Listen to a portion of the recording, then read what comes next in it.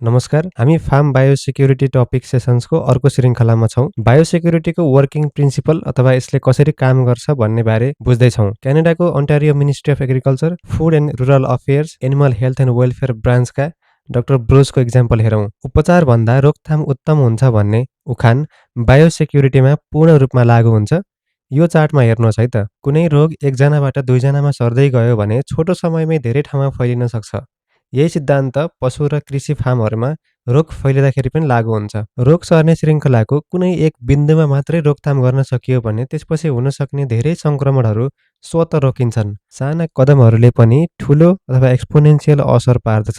Diagram 1 मा हेरौँ। यो सिम्पल एक्सपोनेन्सियल स्प्रेड देखाइएको छ। कसैलाई रुगा लागिरहेछ भने त्यसले अर्कोलाई सार्छ र त्यो मान्छेले अर्को मान्छेलाई सार्छ। यसरी यो मोडललाई मान्ने हो भने 4 स्टेपमै 62 जना मान्छेहरू इन्फेक्टेड हुन्छन्। यो रुगाको मात्र कुरा होइन। यसरी नै कुनै इन्फेक्सन वा रोग एउटा फार्मदेखि अर्को फार्मसम्म विभिन्न कारणले सर्ने गर्छ।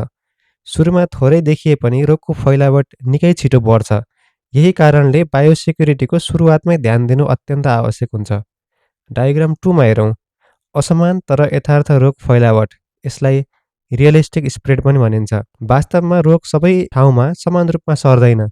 कतै धेरै सङ्क्रमित हुन्छन्, कतै थोरै। तर असमान भए पनि अन्ततः ठुलो सङ्ख्यामा सङ्क्रमण हुन सक्छ। यो डायग्राममा केवल 4 स्टेपमै 56 वटा फार्म वा कृषि गर्ने ठाउँसम्म फैलिन सक्छ भनेर देखाइएको छ। सबै फार्म बराबर जोखिममा नदेखिए पनि रोग फैलिने सम्भावना उच्च नै हुन्छ। डायग्राम 3 मा हेरौँ। हब मार्फत रोग फैलावट। यस चित्रले हबको भूमिका देखाउँछ। जनावरको केसमा विशेष गरी विदेशमा पशु बजार, लिलामी केन्द्र, पशु प्रदर्शनी वा ठुलो फार्म जस्ता स्थानहरूमा धेरै पशुहरू मिसिन्छन्। यदि यस्ता स्थानमा रोग प्रवेश गर्यो भने त्यहीँबाट धेरै फार्ममा रोग फैलिन सक्छ। कहिलेकाहीँ एउटै पशु पुनः त्यही हबमा फर्किँदाखेरि रोग फेरि भित्रिन सक्छ, जुन यहाँ डटेड लाइनले देखाइएको छ। यदि बिउ वा बिरुवा वितरण गर्ने वा बेच्ने कुनै नर्सरी छ भने यदि त्यो बिरुवा इन्फेक्टेड छ भने यसरी नै सर्ने गर्छ र फार्ममा झन खतरा हुने गर्छ। डायग्राम 4 ले के देखाउँछ भन्दाखेरि रोग फैलावटको श्रृङ्खलामा फार्म टु फार्म चेनमा कुनै एक बिन्दुमा नियन्त्रण उपाय लागू गर्दाखेरि त्यसपछि हुने धेरै सङ्क्रमणहरू रोक्न सकिन्छ।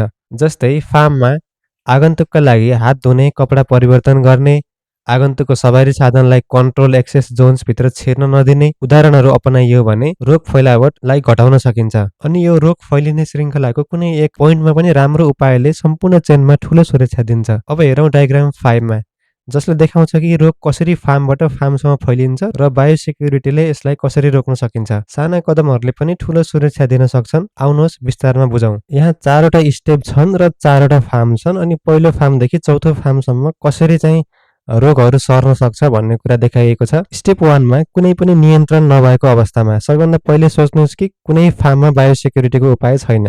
पहिलो र चौथो फार्मसँग केही कनेक्सन थिएन, तर animal to animal, human to human अथवा कुनै मेसिनरी टु मेसिनरीबाट रोग फैलिने चान्स चाहिँ हुन्छ। कुनै बायोसेक्युरिटीहरू पालना नगर्दाखेरि हरेक फार्ममा रोग सर्ने सम्भावना लगभग 100% नै छ।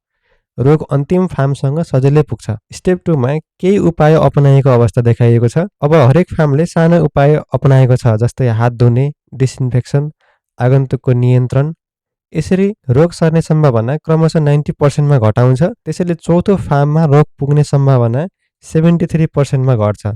साना सुधारले पनि ठुलो प्रभाव देखिन्छ। त्यसैगरी स्टेप 3 मा राम्रो बायोसेक्युरिटी अपनाइएको अवस्था देखाइएको छ। यदि प्रत्येक फार्मले कडा बायोसेक्युरिटी अपनायो भने रोग सर्ने सम्भावना मात्र 20% रहन्छ। चौथो फार्ममा रोग पुग्ने सम्भावना धेरै घट्छ। यहाँ जम्मा 0.8% छ। यसबाट के सन्देश प्राप्त गर्न सकिन्छ भन्दाखेरि हरेक बिन्दुमा ध्यान दिए मात्रै ठुलो सुरक्षा मिल्छ। स्टेप 4 मा फरक स्तरमा उपाय अपनाइएको अवस्था देखाइएको छ। धेरैजसो अवस्थामा सबै फार्मले एउटै स्तरको उपाय अपनाउँदैनन्। पहिलो, दोस्रो, तेस्रो फार्मले फरक कन्ट्रोल उपाय अपनाएका छन् र यहाँ रोग सर्ने सम्भावना फरक छ र कम छ। कुल प्रभावले चौथो फार्ममा रोग पुग्ने सम्भावना जम्मा 0.2% मात्रै हुन्छ।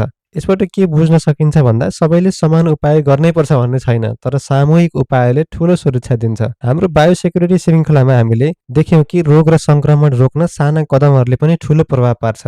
हजुरहरूको कृषि फार्म छ या सानो एग्रिकल्चरल प्लट छ भने पनि त्यही अनुसारको बायोसेक्युरिटी पालना गर्नुहोला, जुन तरिकाहरू हामीले अरू भिडियोमा बताउनेछौँ। त्यतिन्जेलका लागि हामीलाई बिदा दिनुहोस्। यस्तै जानकारीका लागि च्यानललाई सब्स्क्राइब गर्नुहोस् अनि डिस्क्रिप्सनमा दिएको सोसल मिडिया प्रेजेन्सलाई पनि फलो गर्नुहोस्। धन्यवाद।